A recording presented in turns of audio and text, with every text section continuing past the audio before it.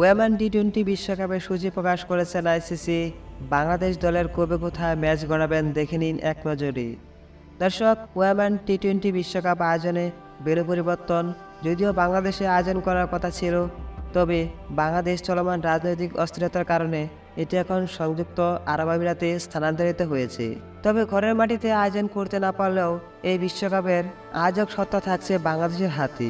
আসরের উদ্বোধনী দিন ৩ অক্টোবর বিকাল ৪টায় শারজাহ ক্রিকেট স্টেডিয়ামে স্কটল্যান্ডের মুখোমুখি হবেন নিগার সুলতানা দল বাংলাদেশ। ৫ অক্টোবর বাংলাদেশের দ্বিতীয় ম্যাচে প্রতিপক্ষ থাকবে ইংল্যান্ড। ১০ অক্টোবর ওয়েস্ট ইন্ডিজের বিপক্ষে এবং ১২ অক্টোবর সাউথ আফ্রিকার বিপক্ষে দুবাই ইন্টারন্যাশনাল ক্রিকেট স্টেডিয়ামে খেলবে বাংলাদেশ।